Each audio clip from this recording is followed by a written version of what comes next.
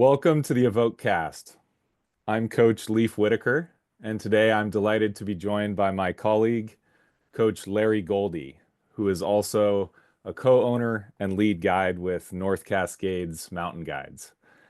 Last year, Larry and I did a podcast about climbing Mount Baker. We went through many of the different routes, told stories of our experiences on the mountain, and talked about how to train for the climb. I believe it was episode number 54, so you can go back and listen to that if you want more information. But this year, Larry and I wanted to do something a little different, and we're calling it Mount Baker Step by Step. We're going to take you through every step of a typical 3-day guided ascent of Mount Baker via one of the primary, most popular climbing routes. We'll talk about what to expect each day, how to prepare yourself, and we'll do some fun mini games along the way, like selecting our favorite underrated pieces of equipment, our favorite backcountry meals, and we'll wrap things up with a discussion about training. So it should be pretty fun. We hope you find it entertaining. And as I mentioned, if you want more information about training or preparing for Mount Baker, check out that previous episode. So first off, Larry, welcome to the show, and let's Thanks, start. Leaf. Yeah, good to see you. Good to Yeah, be happy to here. be here. And let's start with a rapid fire question. In a sentence or two, why Baker? What makes this mountain special and attractive to mountaineers? Yeah, well, there's a couple things I would say. One of the first things is you can see it from so much of Western Washington. It stands proud, this big, beautiful volcano. And while there's a huge amount of vertical gain, it's still relatively low in altitude. So people can climb it, have a full big mountain experience with glacier travel and, a variety of steep snow and ice covered slopes, but without having to acclimatize and spend time letting their bodies get used to high altitude. I think that's what makes it such a great first step or kind of an early in your climbing career objective. Great. I think the thing that resonates for me is variety. There's such a variety of terrain and different routes on Mount Baker. Everything from the routes we're going to be talking about today, the Easton Glacier or the Coleman Deming, to more technical routes, the 50 Classic like the North Ridge, or the Coleman Headwall. So just amazing variety of terrain on Mount Baker, and it's a beautiful, beautiful mountain. You've spent so much time there. I spent 10 years as a climbing ranger on Mount Baker, so we know this mountain really well. It is, like you said, a wonderful place to learn about climbing, to start beginning your journey as a mountaineer. Um, and that's kind of what we're going to be going through today. Many of the folks who climb Baker are led by guides. It's a great way to learn the ropes, develop your skills, and start to build that experience so you can go and climb your own mountains. So, Larry, you've led a lot of trips on Mount Baker, and let's just start. So here you are, folks, listeners. You signed up for a Mount Baker climb. You've trained your tail off, obviously with Evoke Endurance, and you're ready to go. And so day one, you meet your guides and your climbing team. And do you guys usually meet at North Cascades or do you meet at the ranger station? Yeah, it's going to vary depending on the company that you're climbing the mountain with. So some of the companies that are based in Western Washington will just have guests show up at their offices and then everyone drives there together. For us being on the east side of the North Cascades, we're several hours from the trailhead. And if our guests have flown into Seattle or they're coming from Western Washington, it's a big ask for them to drive many hours out of their way to then just backtrack. So we will typically meet either at a ranger station on the north side, typically at the ranger station in Glacier, Or if we're meeting on the south side, we'll often meet in the town of Concrete. And, both of these towns offer some good bakeries and places to, you know, buy last minute food and, the requisite coffee for the morning gear check before. Yeah, typically one of the first things that's going to happen after meeting up is just making sure everyone has the right gear in order to climb the mountain. That's right. You will see guide services and, private climbers as well who just explode their gear at the trailhead or in the parking lot of the ranger station. Separate all that group gear that you need to carry, and the guides will help, go through and probably remove some items that maybe are unnecessary weight that you're carrying with you. Make sure that you have everything you need, the bare minimum of what you need to go climb. And have a discussion there, right? Meet everyone, break the ice a little bit, and get to know your teammates that you're going to be climbing with. But that gear check is a big one. And so, it's important to go through all your stuff and make sure you have the right stuff. So, Well, what's and that yeah, like? Yeah. what I'll say is I've climbed the mountain with people who had like a pretty solid climbing resume, had done a lot of personal climbing guided trips, and I have foregone that gear check. And almost every time I've done that, it has come back to bite me, where either someone forgot a really important piece of gear, or when we got to camp, I was like, oh my God, you carried all that stuff up. You don't need that. You don't need that. So regardless of your background, don't shy away from having your guide look through your stuff. It is really important. One of the things we tell people all the time when you're loading your backpack, it's rare that you can pull pounds worth of weight savings out of there in one fell swoop, but ounces add up to pounds and pounds add up to pain. So, you know, every little ounce you can take out and not carry up that mountain, you will thank yourself along the way. I guarantee it. Absolutely. I've forgotten stuff myself. I not doing the gear check myself at trailheads. I've forgotten the fuel bottle for the stove once and had to hike all the way back down and back up the trail with a fuel bottle.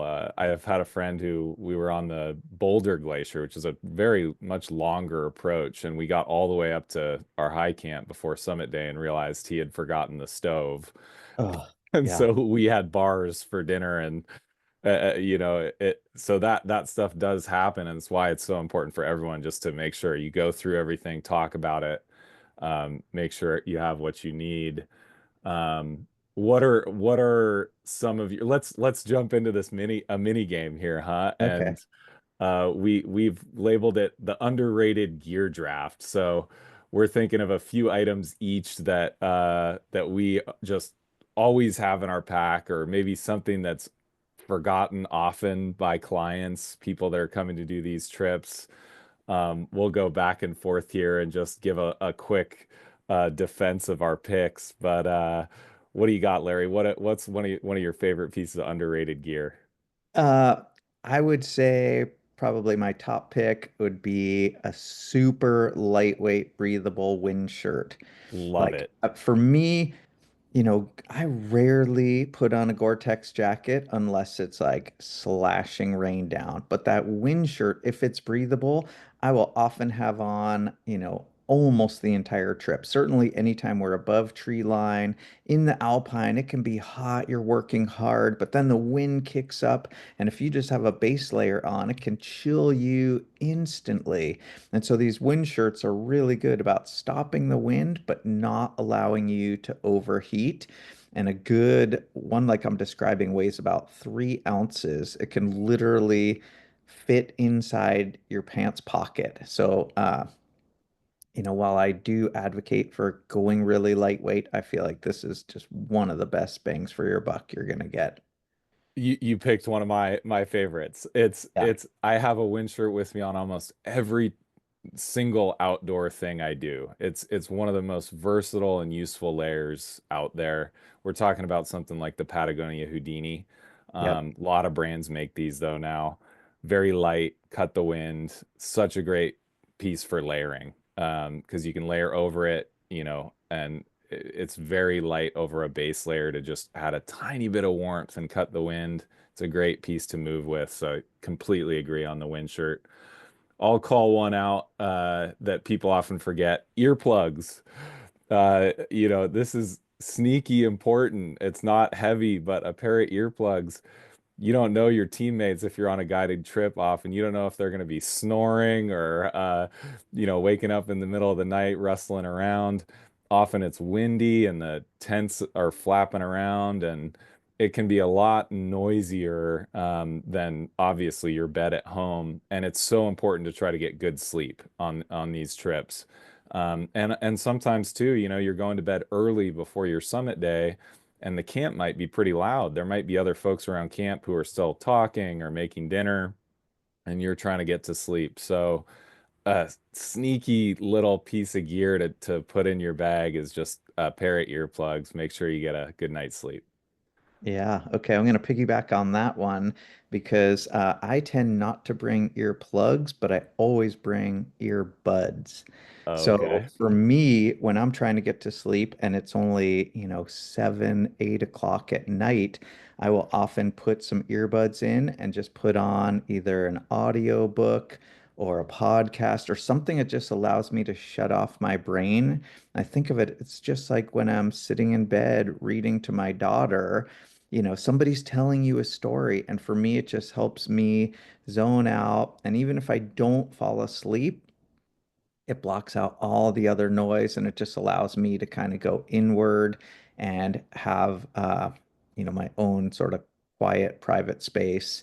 And it has the same effect as earplugs, but it has the added ability of letting me kind of zone out on something else. I had a playlist on Everest that I would listen to on repeat that I labeled Sleepy Time Yeah. playlist, and it was just calming, relaxing music that, would sort of let you really relax even if you couldn't quite fall asleep. I think that's a great one.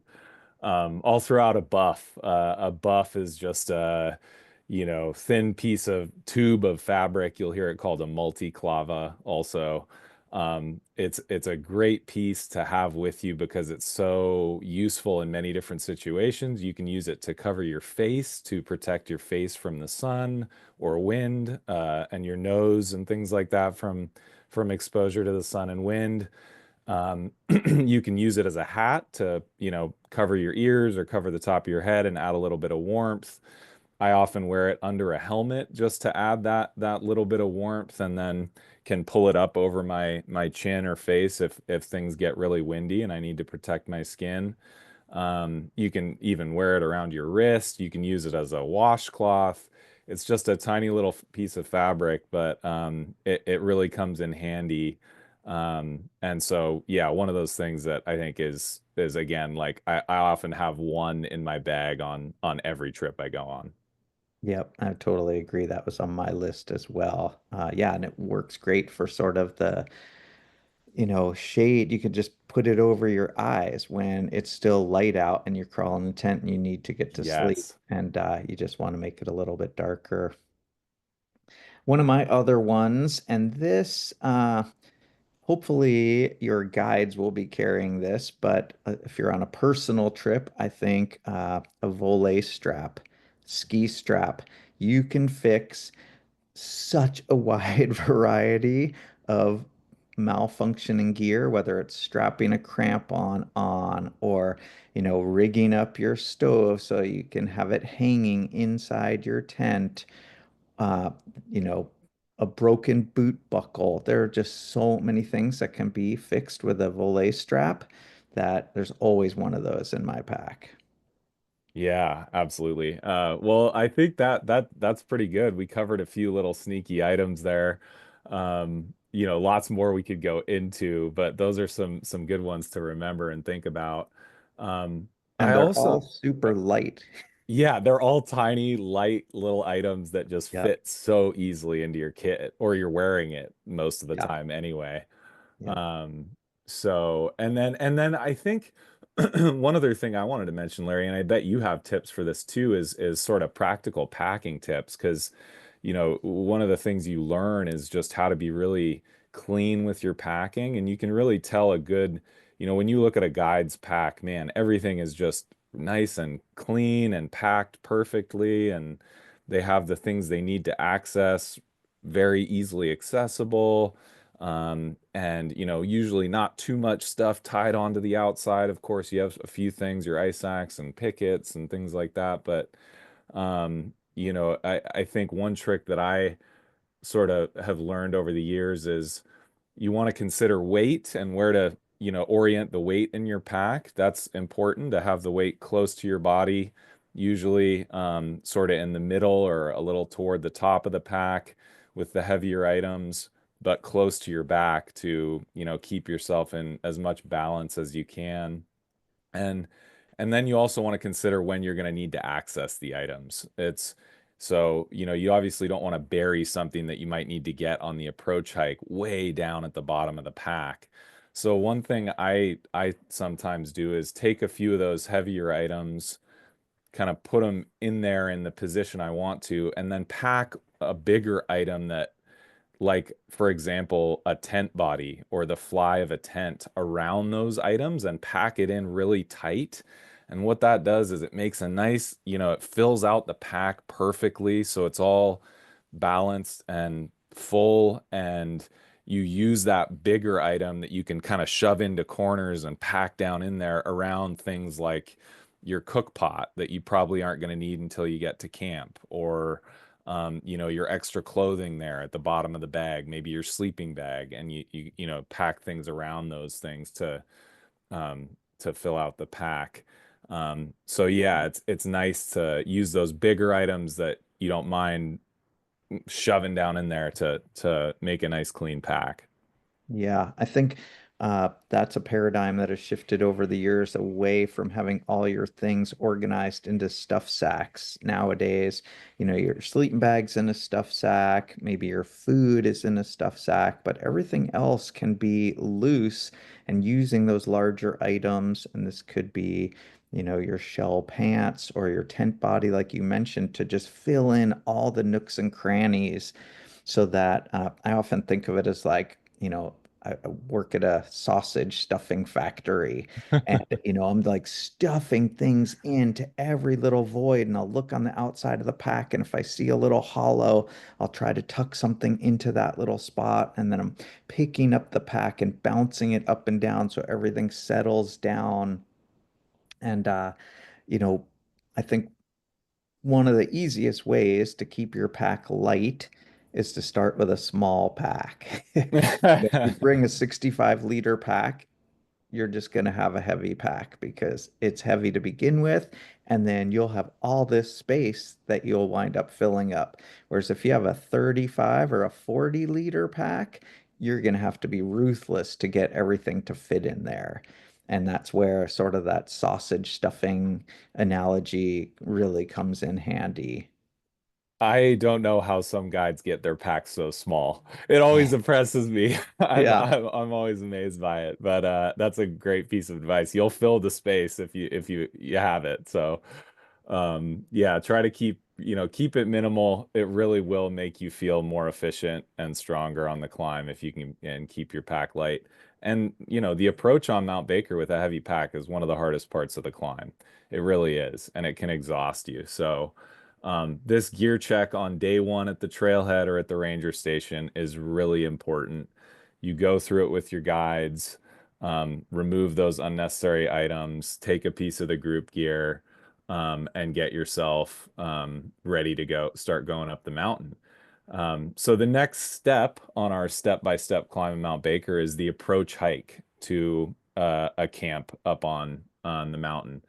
Um, and this is, like we just mentioned, it can be a challenging time. You have your heaviest pack of the trip.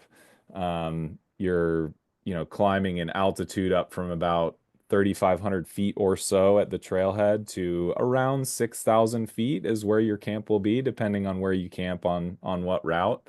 It can be 2.5, 3 miles to 4.5 miles, depending on what route you're on again. So it can take quite a bit of the day and be a tiring effort. So yeah, just making sure that you are pacing yourself, fueling yourself along the way, trying to set a pace that you can sustain the entire day and not going too fast. The nice thing about being with a guide is they have this pacing just dialed. And Larry, I'm sure over the years you like your muscle memory for pacing right now is so ingrained. You don't even have to think about it, right? It's just right there. You know how it feels, how to set that right pace. Yeah, early in my guiding career, one of my mentors told me that, every guest shows up in the morning with a certain amount of energy to spend for the day, and it's the guide's job to budget that energy. And one of the biggest tools they have for doing that is the pace. So if you walk slowly enough, so to where people are ideally, you know, operating aerobically, so below their zone two. For those of you that have been listening to our podcast, you'll know what I'm talking about. Yeah, it's important that people feel like, hey, this is a pace I can sustain all day because it is a huge effort. And I couldn't agree more that for so many climbers, getting to the camp on the mountain is the most physical part of the climb, and people routinely tell me that they found it much harder than summit day because summit day is longer but with a light pack, and that extra weight on your back carrying up to high camp, and you're still gaining several thousand feet. That's what destroys people. Yeah, there's, variable conditions. If you're in early season, you might be in snow, part dry trail, part snow, some mud in there. There are river crossings on these approach trails as well on both sides of the mountain. Those can be, in some cases, there is a bridge installed by the Forest Service. I used to install some of those bridges. But if you're there at a certain time of year or on some routes, there is no bridge. You're hopping on rocks or, having to plunge your boot into some water potentially if the water's running high, especially. So there are some kind of hazards along the way that you want to, be aware of. I really recommend using trekking poles for the approach, and partly because the trails are really rocky and can be quite uneven and rough terrain. And then also for the river crossings, having a pair of trekking poles, especially when you have a heavy pack on, is so helpful. Those Yeah. extra 2 feet out there for balance is Yeah, we don't consider trekking poles an optional piece of gear. Like everyone needs to have those. It just takes you from being this biped to suddenly being, like a four-legged creature, and your balance is, more than doubled. It's amazing the difference it makes. In addition to the trekking poles, one thing I recommend if there's going to be any amount of dry trail is doing as much of the dry trail in approach shoes as possible. And this was a big turnaround for me for years. It's like, just, leave the car in your mountain boots and do the whole trip, car to car and mountain boots. And, working with a lot of guides on guide training programs, I would see these younger guides, carrying their boots and approaching on the trails in approach shoes. And I just thought, that's crazy. Why would you want to carry your boots? And the first, I was like, well, I can learn from these young kids.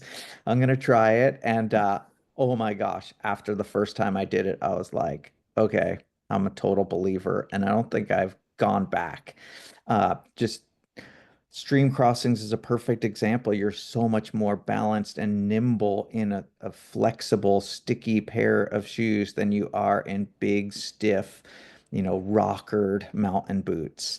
And then the energy you save on the trail by having a normal stride and the ability to, flex off of your forefoot each step and like feel the roots and rocks under your feet instead of, you know, where you lose so much sensation in a stiff-soled boot. So I honestly think you can save a ton of energy by having approach shoes on for and the section of dry trail. it doubles as your camp shoe as well. So then Exactly. you've Yep. already got a pair of shoes up with you at camp that you can, be comfortable in instead of having to, jam your foot in a stiff mountaineering boot every time you want to leave the tent. So I couldn't agree more. I made that same transition years ago and never went back. It's so much better. I think easier on your feet, everything you said. So yeah, I agree. And you mentioned Larry trying to stay below your aerobic threshold on these approach hikes. Yes, like we ideally we want to be in, zone 2 or below, and because we know we can sustain that output for a long time. We can go 4 or 5 or 6 hours if we're keeping our intensity down like that. One thing I'd say about that is we love to focus on heart rate in our training because it's the best proxy we have for intensity. It's the best way that we know how to regulate intensity. But when you get on the real mountain, you don't probably shouldn't be checking your watch every 2 seconds. You probably shouldn't be thinking too much about your heart rate. And, I like to tell folks when you're on the real mountain, go by feel a little bit more. Use your intuition, use the experience and knowledge that you've built of your pacing and of your zones in your training. You probably by this point, if you've been training well for this climb, you know what zone 2 feels like. Yeah. So don't worry if your heart rate's just a slightly little bit higher. Sometimes that can be from heat or altitude can elevate your heart rate a little bit. And don't fixate on it too much and tell your guide, hey, my heart rate's over 145. We got to slow down. Don't say that to your guide. Like they know their pace so well and they're setting it for the entire team. So if occasionally your heart rate goes into zone 3 or things like that, don't worry too much about it. But yeah, I say kind of ignore that heart rate. Go by feel on the real mountain. Yeah, I totally agree. And I think that's honestly one of the huge benefits of training and the kind of work we do with our athletes is you really learn over time to tune into your body. And after you've been looking at your watch and focused on a certain target heart rate zone for many months, very quickly, even without looking at your watch, you know when you cross over that line. And you start to notice the sensations and the feelings and whether it's your respirations or for me, I start to feel my heart pounding a little bit harder in my chest when I go into zone 3. And those are the things you really want to pay attention to as opposed to the actual number on your wrist. And if the more climbing and hiking you do, the better you have that better understanding and just feel you have for those zones. And you become like a guide where it's just a muscle memory and this is my all day pace right here. I'm just gonna Yep. stick with this. So we've made this trek. We've done the approach hike, taken breaks along the way, making sure to fuel. We get up to camp at about 6,000 feet. Usually this first night there isn't a ton in the way of training. It's most of the day is this hike to get to camp. Sometimes folks will go and do a little bit of practice in that evening, but more often Yeah, than not, yeah, go Leaf, I ahead. could just jump in. I would say there's a couple different strategies that guide services employ. Mm, Somewhat depending on their program. Sometimes it could be on the clients on the trip if they have a schedule that, they need to be out early on day 3, that sort of thing. So some companies will try to start day 1 early, get to camp, do a skills refresher, climb to the summit on day 2, come back right. to camp, and then day 3 is just to pack up and hike out, and you're at the trailhead, late morning. Whereas other companies will go in, just get to camp on day 1. Day 2 will be more of a skills review. Day 3 will be climb the mountain and all the way out. So there is some variability in there depending on the company you're going with and kind of the itinerary you're on. But both are very Weather common in the 3-day trip world. and weather might be a factor A with hundred that percent. too. Yes. Yeah. If you If have day that two, window, yeah. yep. Yeah. Yeah, if the summit window is day 2 of your itinerary and we know we have weather coming in on day 3, then heck yeah, let's get an early start, get up Absolutely. there, do some practice, do some skills, and then get to bed early and be ready to wake up for our summit climb on day two. Yeah. But yeah, and we'll kind of go through this as if we're spending day two in training, but this first night here is a fun one for folks, you know, especially if you're not going for the summit the next day on day two. Enjoy this first night. You know, watch the sunset, take a look at camp, you know, enjoy the experience because the night before your summit bid, you're going to want to try to get to bed early. You might be a little stressed or anxious. And so often this first night on the mountain is one of the ones where it's like, oh, I can enjoy myself a little bit. You know, take in the experience and the beauty of the place. And yeah, like, you know, building your camp and things like that can be some skills to learn as well. There's a lot we could say about sort of camp skills. Um, we might do a quick mini game here of just if there's any little tips that we have, one or two each that are just things to be aware of around camp.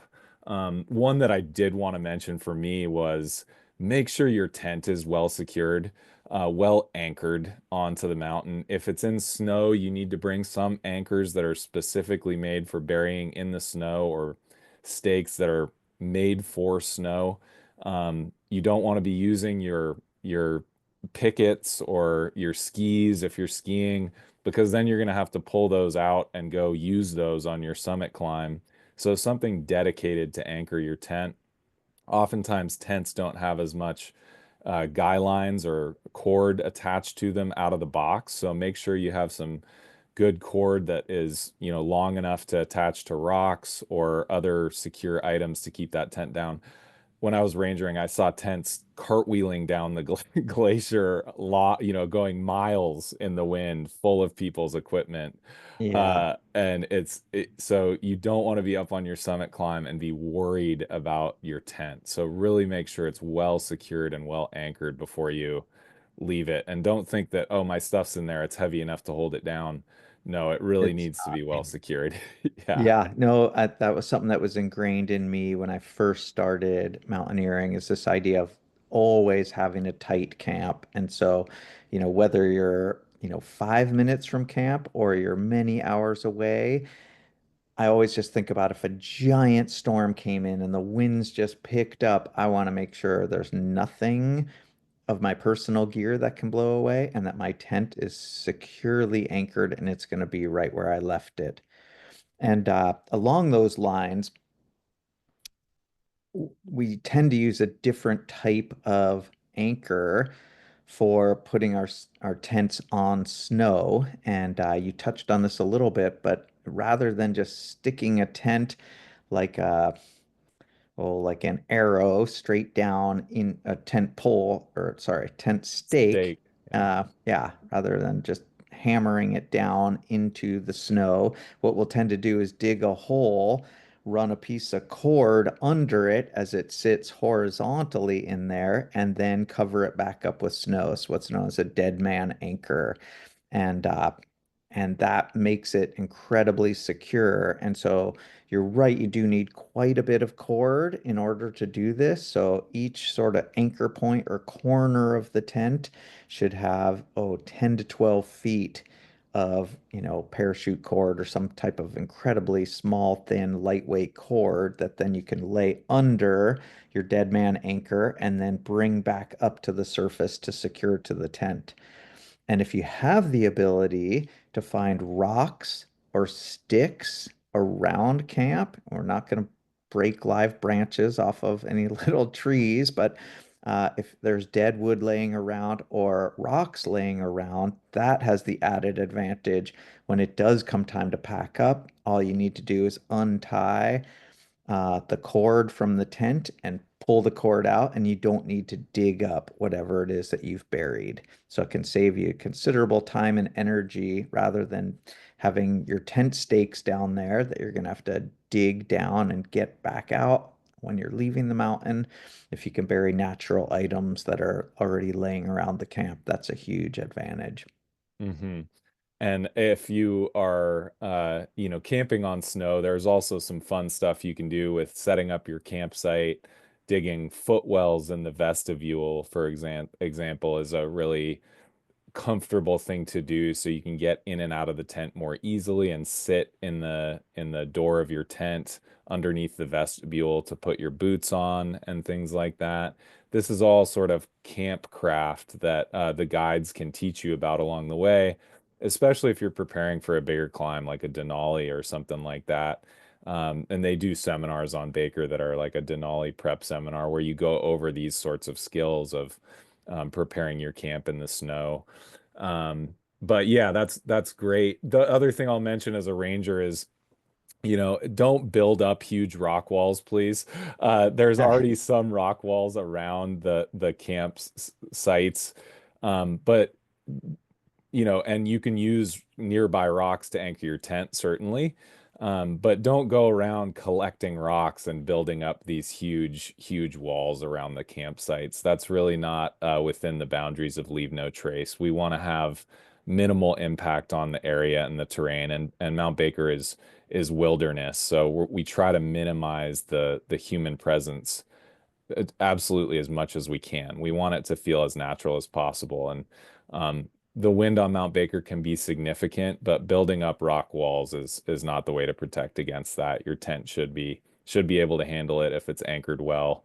And there's often already rock walls there, so you don't need to add Yeah. add feet to those. But yeah, enjoy this first night. Usually have a nice meal on this first night with the group. If you are in snow, quick reminder is to carry extra fuel to melt snow.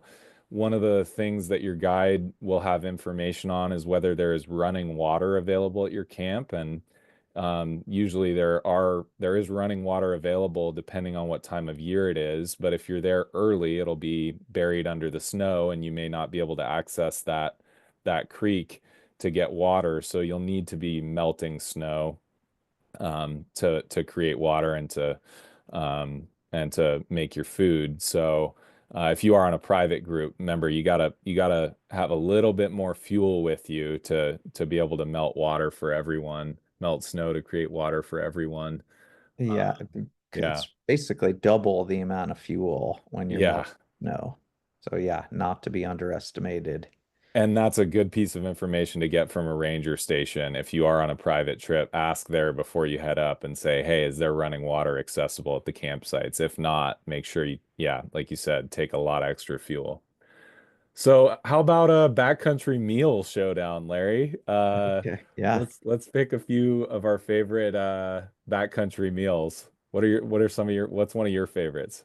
Uh, well, first I'll say that I've eaten way too many freeze-dried dinners over the years, and so Yeah. recent years I've been trying to shy away from those, but still, be able to use like a jet boil style stove, so something that's quick and simple to prepare. For me, I feel like I'm never able to hydrate as much as I would like during the day. So I always start every dinner with a little cup of soup packet. It gives me some sodium and it also helps me rehydrate and it helps the meal last a little bit longer. It gives me something to do while I am rehydrating, freeze-dried meal. And then one of my go-to meals of recent times has been I'll take a box of garlic and olive couscous and I'll throw in some pistachio nuts, some pumpkin seeds, a little bit of Parmesan cheese, uh, Ooh. and mix that up in a bowl and it tastes so much more like real food than those dehydrated meals. And if I'm really wanting to go the extra distance, I'll either bring some avocado to put in there or one of those little foil packets of chicken that look just like a packet of tuna, but you can actually get chicken. And then I just feel like I'm eating at a restaurant at that point. The listeners are wanting to climb with you, Larry. That sounds amazing, man. Oh, that sounds so yummy. Yeah, for a backcountry meal. I love that. couldn't agree more about the hot drinks. I say hot drinks save lives. Oh, Lots of hot drinks and a cup of soup. I often do a little packet of miso soup. You can get, huh? a little dried miso soup. Like you said, get the salt in, hydrate, and it's, a nice warm drink while you're waiting for your real dinner to rehydrate or get cooked. I hear you about freeze drieds, man. I have eaten so many of those things. I will say that my favorite used to be, and I don't even know if they're still like this, but it was the Mountain House lasagna with meat sauce, and it had this cheese in it that was like this orange cheese that would stick to your spoon and you couldn't get it off. So I don't know what it was made out of. It was but I had a soft spot for those lasagna with meat sauce, but they've probably updated the cheese at this point. I Maybe. I hope, but no, I'll often do just a simple thing to do is like a macaroni and cheese, an Annie's mac and cheese or even Kraft and throw a pack of tuna in there to add some protein. You can combo with like a mac and cheese with a lot of different things.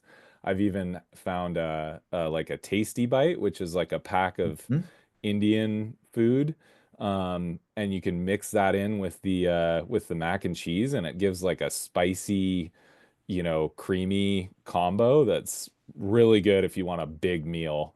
Yeah. But if you're lactose intolerant or anything like that, watch it with that. But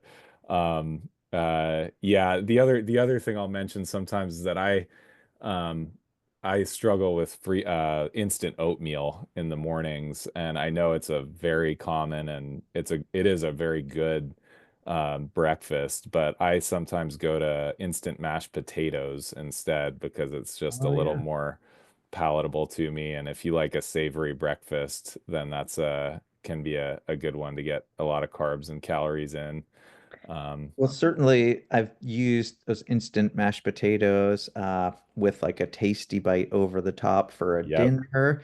And then for me, especially with the alpine start on summit day, I find it, yeah, in a similar situation where I cannot choke down oatmeal at that time of the night. And so I tend to go for Pop Tarts. I feel like Oh, I anything, love it. and they go really well with a cup of coffee in the morning. And uh, yeah, or Don't let Nutri-Grain Jesse bars are really don't good at that time of day. don't let Jesse, our nutritionist at Evoke, let hear you saying that. Pop Tarts. And I think Jesse would be okay with it. When you're Yeah, working that hard, you can basically eat anything you want, you know. absolutely. Yeah, it's sort of anything goes on the mountain. You just need calories, and carbohydrates are your friend at that point. So, Snickers bars and Sour Patch Kids got me up Mount Everest. Pretty yeah. much, pretty No, entirely. I've Not had not joking. people, myself, yeah, myself included, that have, fueled huge, huge summit days and big days in the mountains almost entirely on candy. Because Yep, what are yep. they? They're carbohydrates. That's Carbs. what your body's burning at that point.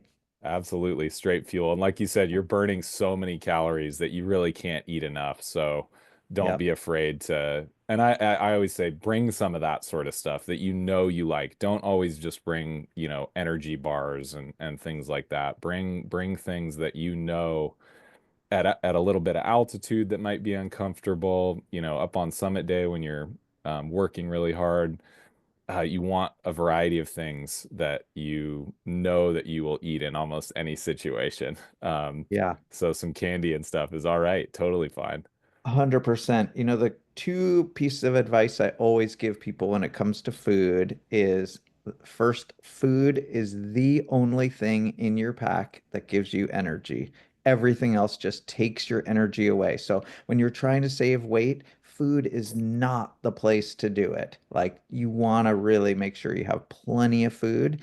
And then for me, on whether I'm hiking on the trail up to camp or I'm on the summit day, every time I open my food bag, I want everything from like super sweet candy to really salty Chex Mix. Like I never know what I'm going to be craving, the sweet or the savory. So I try to make sure that I have a selection in there depending on, what I want. But I want something in there to look like, oh, that sounds good right now. If you just have all sweet things, sometimes you open that and you're like, oh God, I know I need to eat, but none of this looks good. Yeah, flavor fatigue is a real thing. So variety, have some variety. That's great. Okay, well, your first night at camp is complete. Hopefully you get a good night of sleep. Might have to use those earplugs. And yeah, do your best to get a good night of sleep because sleep is where you make that recovery and it'll keep you in a good place for the rest of the climb.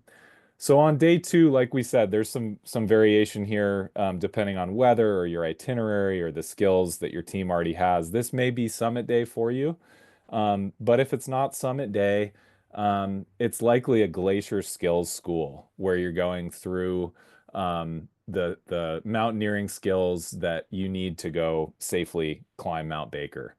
Um, you'll have breakfast that second morning and then get out on the snow or on the glacier to practice these things. Some of the basic things that you'll go through are crampon and ice axe technique.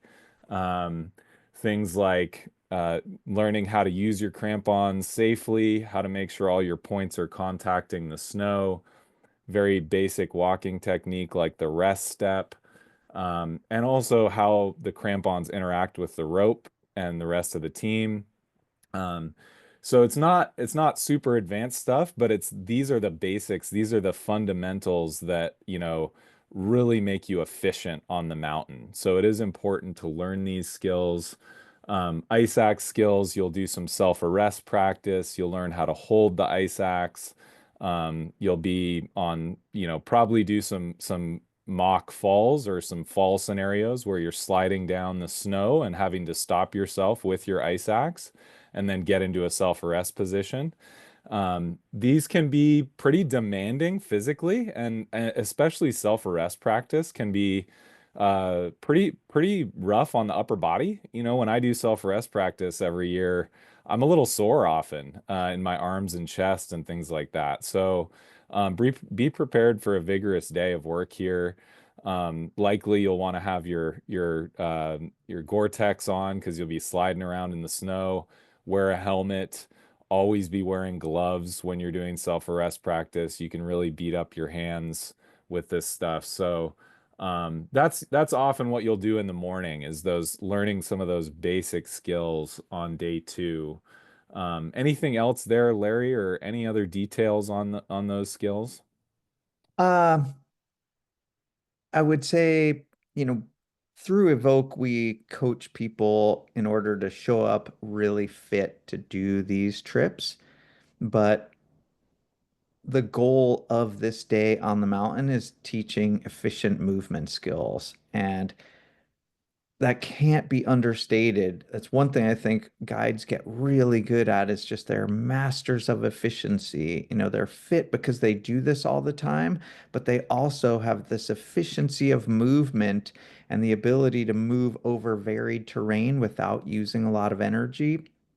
And that's something that we see some clients really struggle with, especially if they've done a huge amount of their training indoors. Like you can get so strong and fit using stair machines and treadmills, but you don't learn that ability to move efficiently over rough, uneven ground or to, walk comfortably using the French technique of cramponing, which you'll often do for many, many hours at a time.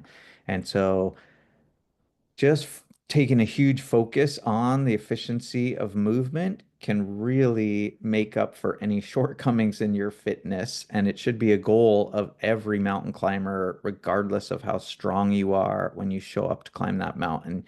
You're always trying to be as efficient with your movement as possible.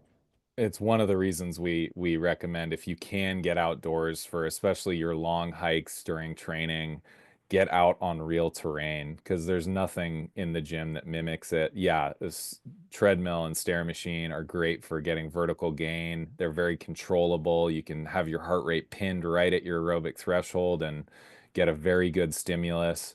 But you don't have that element of real mountainous terrain. And yes, if you have some of these skills or you're still yet to learn them, it's a good idea to try to get up before your climb and practice them a little bit and or refresh yourself if you have learned them before, so that you're that much more efficient on your summit day. It's so glad you brought that up because efficiency is it's like the guide might not even be technically as fit as you are, but Yeah, they're so efficient that they're going to end up using way less of their fitness than you are. So you can be the fittest person on the team, but if you're not efficient, it's like you're using with every step you're using more energy than everyone else. So you try to use that, use that fitness up as efficiently as you can, and leave as much in the bank account as possible. absolutely. And if you are training for bigger and bigger objectives, I think this is the perfect place to like really try to hone those skills of efficiency because it is a relatively big climb at low elevation, in a short duration. So this is a great place to learn the efficiency of movement.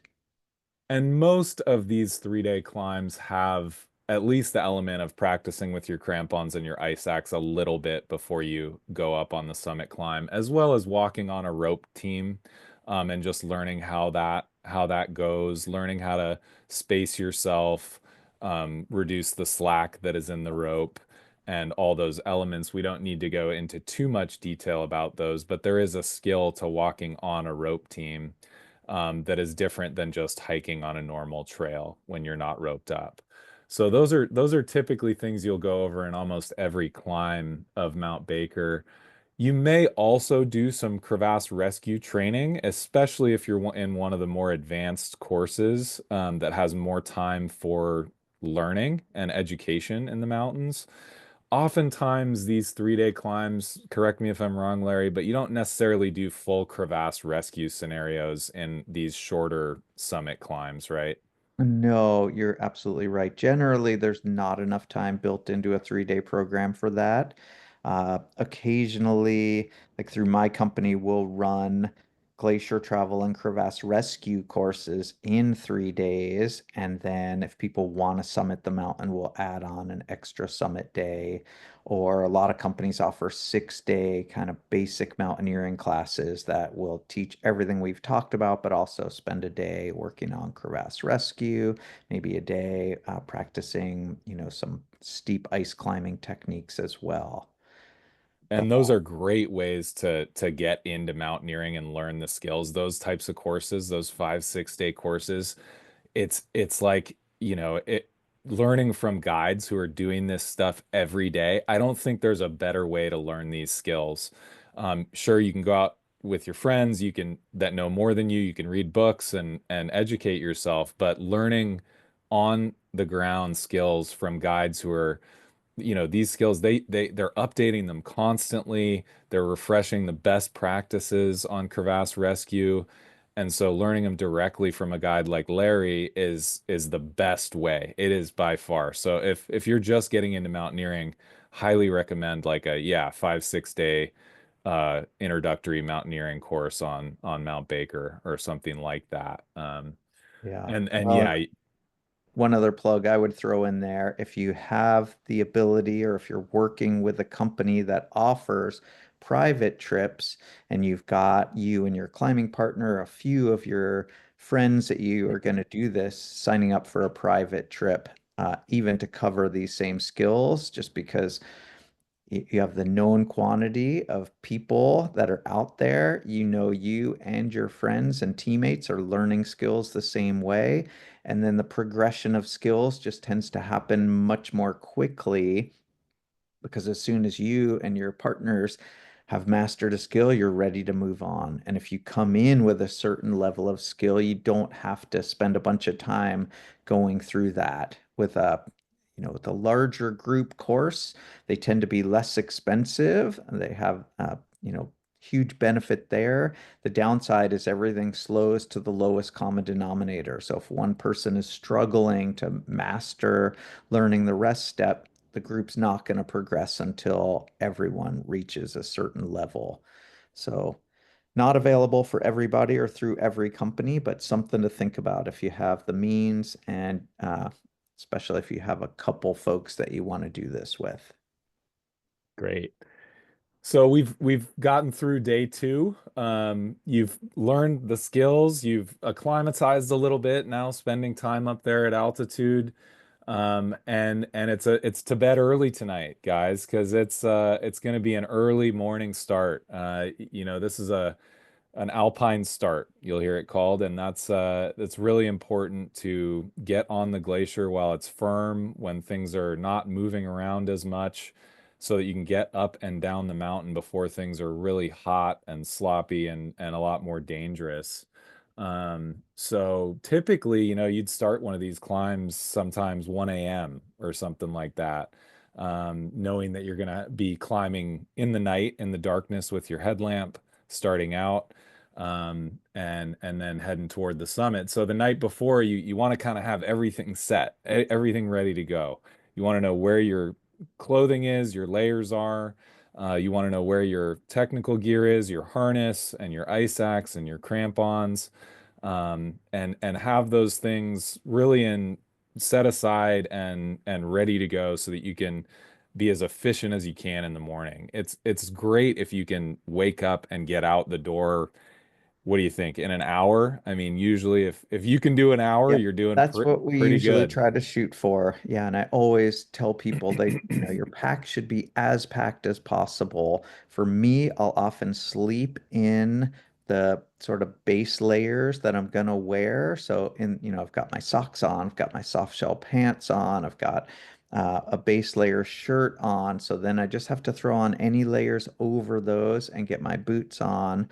My harness with any gear that's going to be on my harness is just laying right by the door of the tent.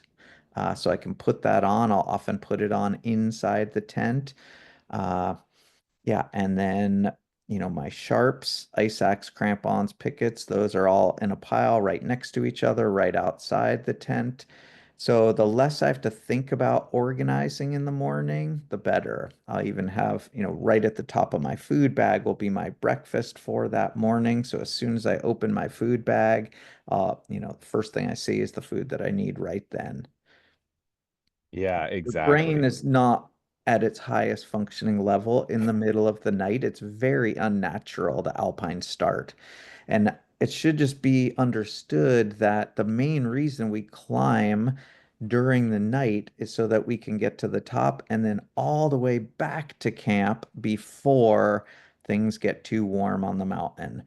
And what happens is when during the heat of the day, the snow starts to soften up, uh, it weakens all the bridges over crevasses. And we are walking over many, many crevasses on an ascent of Mount Baker, many of which we have no idea we're even crossing. They're fully bridged and covered over. I always joke if people had X-ray vision, nobody would climb glaciated peaks because it'd be terrifying. You're walking over these giant gaping chasms, but they're well bridged in the night and early in the day when the snow is frozen solid.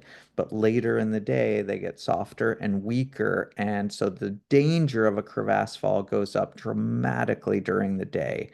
And so our goal with the Alpine start is to get back to camp before the danger really spikes for the day. And I think getting started with the Alpine start in the morning is sometimes the hardest experience of summit day. Yeah. It's cold, it's dark, you haven't slept much, you're a little anxious for what's in front of you, and just getting moving and getting going is sometimes one of the hardest parts. And then usually once you're on the route, once you've got your crampons biting into the snow and you're moving with your team, you start to get into that normal rhythm that you find. So if you feel like crap at your alpine start, don't be surprised. You're not alone. Yeah. Well, and the benefit of the alpine start, in my mind, is that when the sun comes up, first of all, it's rare that we get to watch the sunrise. It's just not, Mm. other than the winter, it's not part of our everyday rhythm. And so seeing the sunrise is just this spectacular opportunity that we don't get in everyday life. And for me, I feel like everything that happened in the dark just kind of gets washed away. And it's almost like the day starts over. So you've got all these bonus hours where you were awake while everyone else was asleep, and you just climbed several thousand feet. And then the sun comes up, and you're like, okay, the day's just starting now. And I'm way up on this mountain.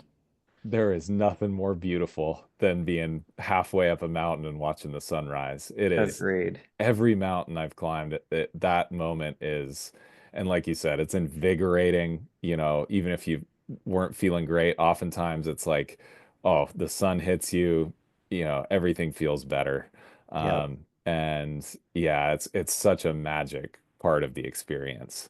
Yeah, so no, I love that. And often these summit days can be long endurance events. That's what we're training for. We're training for endurance.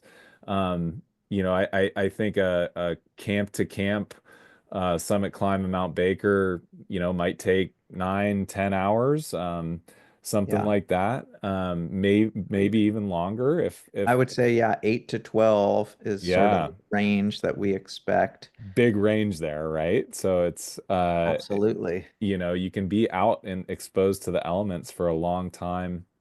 Um, Need to have lots of food with you. We already talked about snacks. We already touched on some of our favorites. Sour Patch Kids and Snicker bars. Don't Yep. forget those. Well, and this, I think I'll just put a little plug in for gels, whether it's Yeah, you or Morton's, but when you really feel your energy flagging and you need the quick pick me up, I almost always keep a gel in the hip pocket of my backpack for those sort of, like, I don't tend to eat those routinely, but they are my go-to sort of emergency. Like, man, I'm kind of bonking here. I feel like they buy you a little time to then eat some real food. By the time that energy kicks in, you're good to go. So, having a gel or two for the summit day is a great, I don't know if you want to call it a backup plan or just, it's just going to give you the boost when you need it. yeah, way to stay fueled quickly on the go. Typically, you try to take a break maybe every hour, hour and a half, but you have to, take breaks in positions where you're safe. We don't have overhanging hazards, which there are some certainly on Mount Baker. So you can't always break in these normal frequent patterns. So having, yeah, like you said, something in your pocket to quickly get a little bit of fuel in if you're feeling yourself losing energy, really good idea. I also like to have one bottle of water that has some additive, a mixture in it that adds some calories, some electrolytes, some carbohydrates in there. And personally, I find having one bottle with an additive and then one bottle of just clean water is a great combination for me because I don't necessarily always want to taste a mix in my water, but it is a very, very good way to get quick fuel onboarded. First thing you do at a break after you put your jacket on to stay warm is, take a sip of that water with something in it, and you're already right away getting some calories and carbs into your body. And so I love doing that combination of, at Yeah. least Well, I know for me personally, I'm not a huge water drinker, and if my water just has some kind of flavor in it, I'm much more apt to take a drink out of it than if it's just plain water. And you kind of mentioned it quickly, but I think on summit day, having a big puffy jacket right at the top of your pack, it's always the first thing you do. We take a break, that's it. take off your pack, put on your puffy. You have worked so hard to generate the heat that you are feeling at that moment. You don't want to waste it. by letting the wind and the ambient air just suck it away from you. So throwing on a jacket to stay warm while you are standing there, it's the first thing you do. And then right before you start moving again, you take off that jacket, shove it in your pack, and get moving again. And again, that's part of being efficient. You're not just squandering this heat that you've built up in your body, and you're allowing it to keep you really comfortable during the break.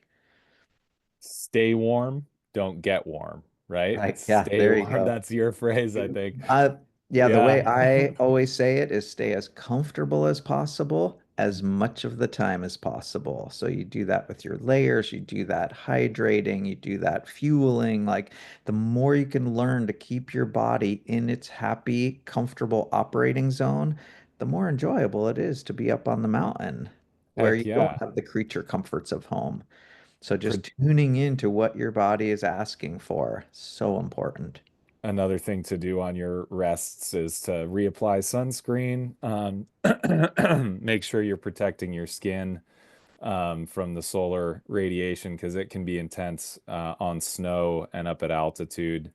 Have a lip balm in your pocket that you can reapply on the go. Sometimes even just a little small bottle of sunscreen can be handy thing to have in your jacket pocket, so it's like right there, accessible. Yeah. But Well, and yeah, that's that just because you said that, that is one of like the single biggest ways to save weight. Like 2 to 3 ounces of sunscreen is generally all you need on a 3-day climb. I see people with these giant tubes of sunscreen. Like, you're not laying out on the beach. We didn't just start a week-long vacation in Hawaii. Like, you got your face and your arms. The rest of your body is covered by clothes.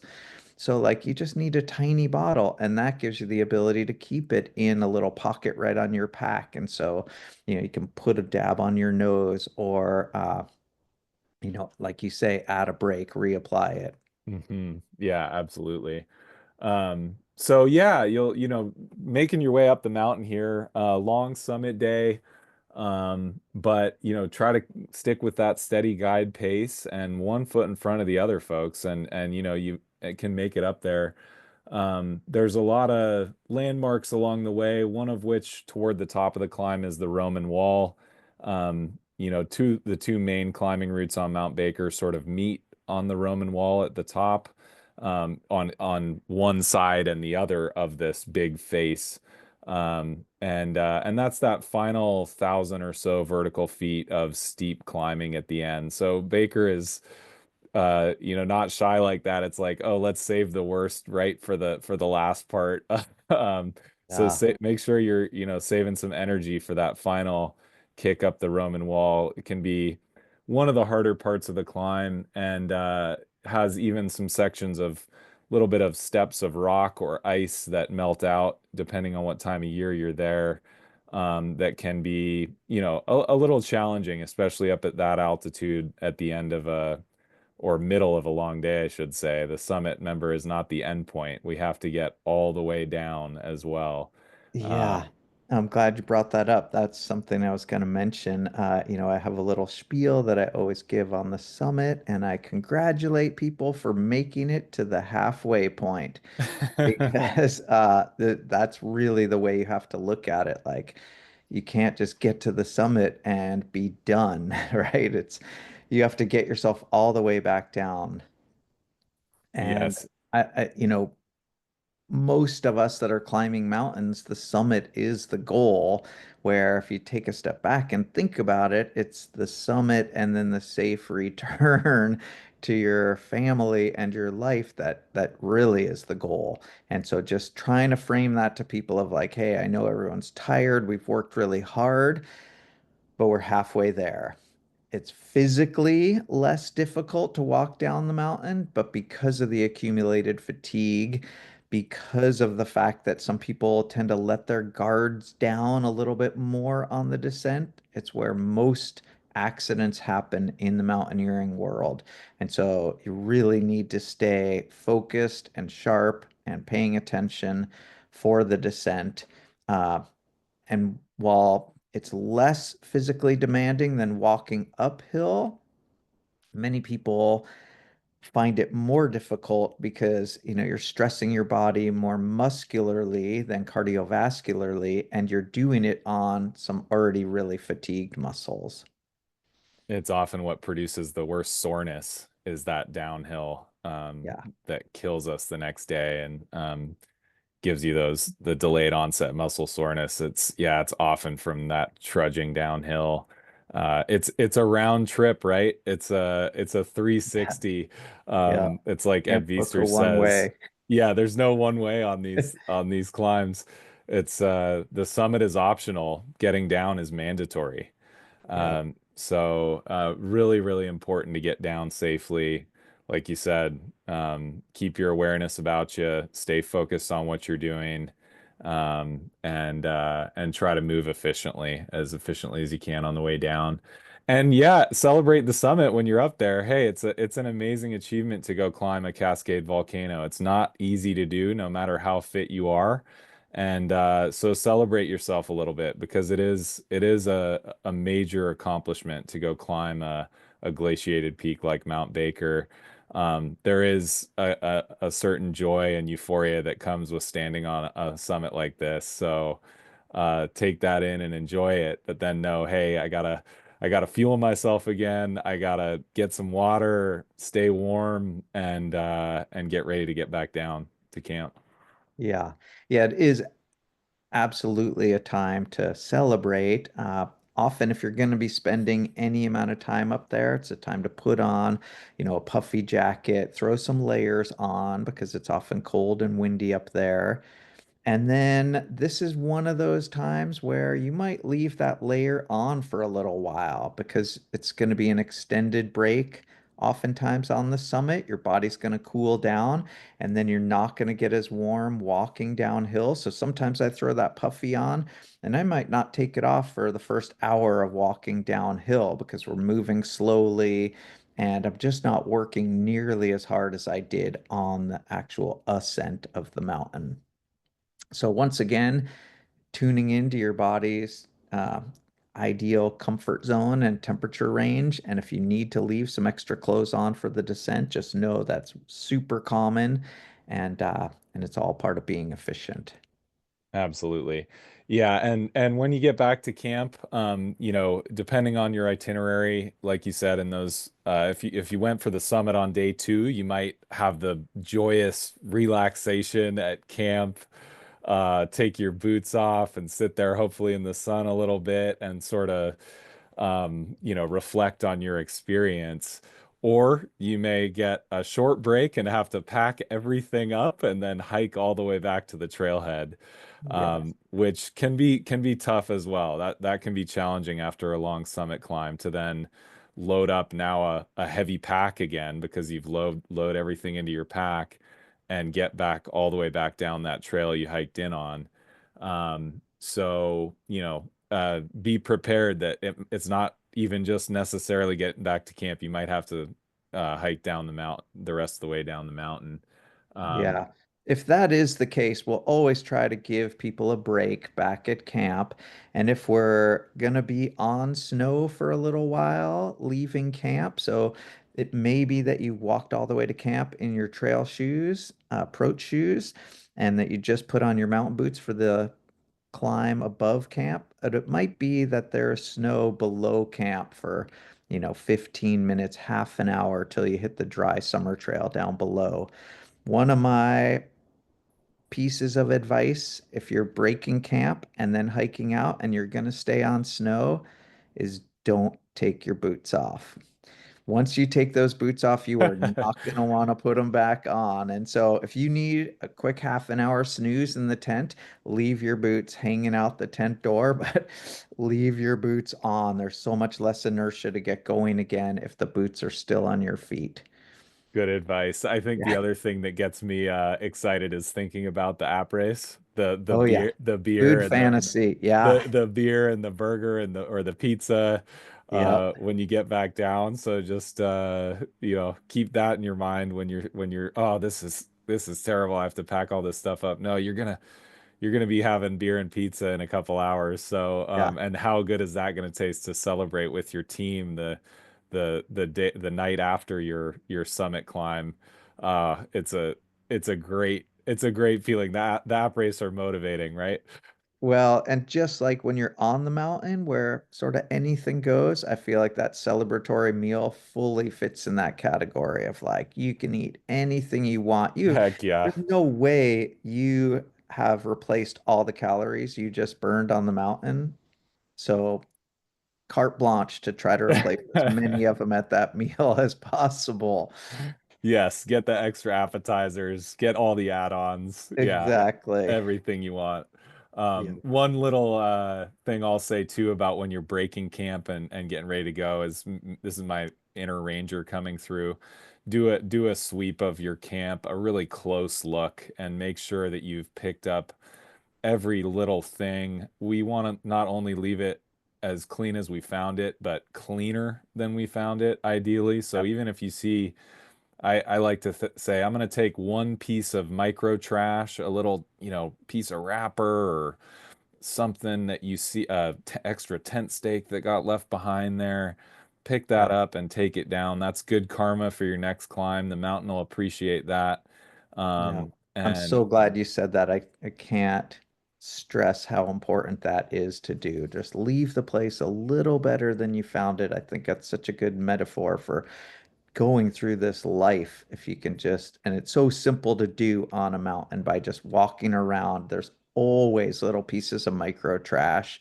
They don't cost you much of a weight penalty, but you just feel so good about knowing that you've had this experience on the mountain and you're leaving it in a little bit better shape than you found it.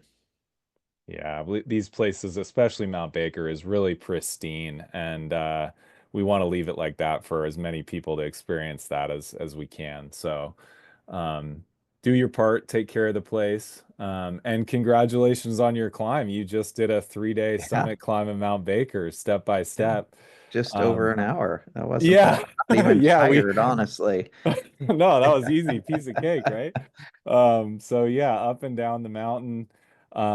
Like we said, there's lots of different routes. You can check out that previous episode, number 54, if you want more information there. But I think before we sign off, maybe we could just, Larry, do just a brief, if we could touch on a few training considerations of some things to keep in mind, um, and maybe some ideas of how listeners can find out more about training for Mount Baker. So anything that you want to Yeah. touch on training? Yeah, no, I think we would be remiss if we didn't touch on training for a climb like this. And obviously, we have training plans on the website specifically targeted for objectives like this. You can work with a coach at Evoke on either getting a custom plan or signing up for one-on-one coaching. The biggest thing I would say is regardless of where you are in your sort of training cycles, one of the most important things leading up to your trip is that you've done some muscular endurance work. And even if you haven't laid all the groundwork, at some point you just got to say, okay, my fitness is where it is, but I need to build some muscular endurance to be able to pull this off. And for a climb like this, the type of muscular endurance workouts we tend to recommend are weighted uphill hikes. And uh, these workouts look like just finding a steep uphill, and generally a trail is not going to be steep enough. It's got to be either, off trail, straight up the side of a slope, or if you don't have that type of terrain where you live, a stair machine is a great option there. And then with an incredibly heavy pack, we're talking 50, 60, 70 pounds. So hopefully much, much heavier than the pack that you're actually going to carry on the mountain. And the goal is to stress your legs to the point where they just can't move any faster. These workouts only last about an hour. You're going to go uphill for that hour where your legs are just on fire. And then if you're outdoors, hopefully you're just carrying like a bunch of water jugs so you can dump the weight of the water and then just walk back downhill. And these, if you're on a stair machine, you can just take your pack off when you're done. That makes it really easy. But these types of workouts have a huge fatigue penalty, and the adaptations to your body take a little time. So we generally prescribe this type of workout no more than once a week. So if you're going to do a climb like Mount Baker, the earlier you can start working that into your training, the better. I would say, at least 4 weeks beforehand, if not, 8 weeks beforehand, trying to do these once a week. And then I would not recommend doing one the week of your climb. You want to give your body Mhm. lots of time to shed that lingering fatigue that comes from these workouts. But if there was just one workout that's going to have huge bang for the buck in terms of your performance on the mountain, that's the one I would say. They are money workouts. They create such a big gain in a really short amount of time if you recover well from them. Like Larry said, once a week is enough for those because they are so demanding on your entire system. And once a week and then the rest, continuing to do the rest of your training, oftentimes you'll see really rapid improvements in your hiking fitness with those workouts.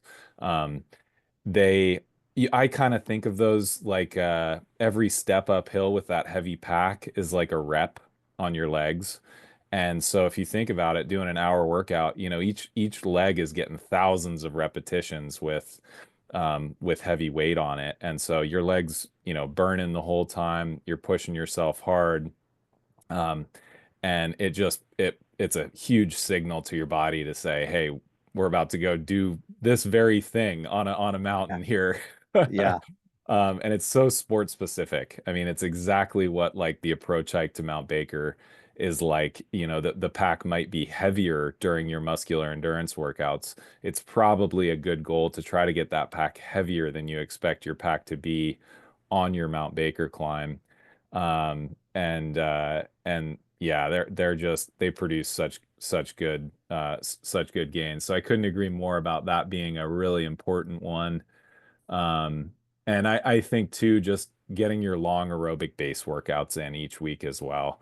Mhm. Those muscular endurance workouts, like Larry said, maybe an hour of work time or hard work time during those.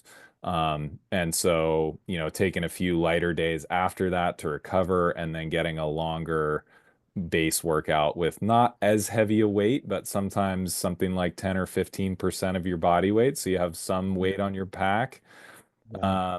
and going longer, maybe 3, 4 hours, something like that. So Yeah. um, those are And really yeah, important as well. in the later stages of training, if you can get in back-to-back long days, that's also a really good training tip for just being ready because, you will have back-to-back-to-back pretty big days when you're climbing Mount Baker. So if you're generally training where you're just getting in one long hike a week, just think about in the few weeks before your trip, see if you can get in one or two outings where you get back to back big days and see how your body reacts when it's already fatigued a bit from the previous day. We touched on that a little bit in the last podcast of how one of the hardest parts is doing that approach hike with a heavy pack, setting up camp, and then if weather's right or this is how your itinerary is, going for the summit that next day. Yeah. So preparing yourself in training for, like you said, 2 big days back to back, I think it's a great idea. If you can even do that once before your trip, it I often try to program that for athletes that I coach of do a peak week where we really try to push your volume high, and often that's on 2 long hikes back to back, to kind of close out the week after already a full week of training. And if you Yep. can do that and you do pretty well on that, that's a good sign that you probably do all right on Mount Baker and feel pretty Yep. good up there. So it's another good test for yourself as well, just to see, okay, where am I at? Can I do Yep. these 2 long hikes back to back with weight? Um, Maybe not the weekend before your climb. Yeah. no. I usually try to program that maybe a month out or something Yeah. like that, or Yeah. 3 weeks Exactly. out. Yeah. So there's time to recover from it. And like you said, don't do an ME muscular endurance hike the day of your or the week of your trip. So um, good. Well, any other training considerations, Larry? I mean, we could do a whole podcast on just Yes. talking about training. Obviously, that's our world we inhabit. But the last thing I would say is those days leading up to your climb, there's no possible way to cram any last minute fitness. The best thing you can do is just really take it easy those few days before the trip. Focus on, stretching, mobility, just light kind of recovery work. But if you, regardless of where you're at with your fitness, go into the trip well rested, is going to be way more beneficial than trying to do a hard workout a few days before in hopes of eking out some little last minute fitness gains. So, if you are traveling into the area, don't go for a giant hike the day before your trip. Just walk around town or just keep it really easy. But those last few days before the trip, 3 or 4 days, should be incredibly light and easy. So, when you get out of the car and throw that backpack on, you are just like twitching with energy and excitement. That's the way you want to start the trip. Yes. Resist the urge to panic train last minute. Yeah. Do not do it. It You, just doesn't work. yeah, yeah. Keep yourself fresh and make sure you're going to that trip. You'll get more out of it too if it's an intermediary goal on the way to a bigger climb. You'll get more out of that climb if you're in terms of a training perspective if you are fresh going into it. So if you'd like to learn more about training, of course, we have an enormous amount of information through our podcast, through our website, which we've just recently updated and upgraded. Lots of articles on there about training. And you're, of course, welcome. We would love for you to reach out to us through social media or through our website if you want to get in touch. We have a great forum on our website as well. So don't hesitate to reach out to Evoke. We have lots of coaches who are willing to work with you, would love to work with you and help you on your training and climb. So thanks everyone for joining us today for climbing Mount Baker step by step. And good luck and happy trails, and we'll see We'll you see soon. you in the mountains. Okay, thank you.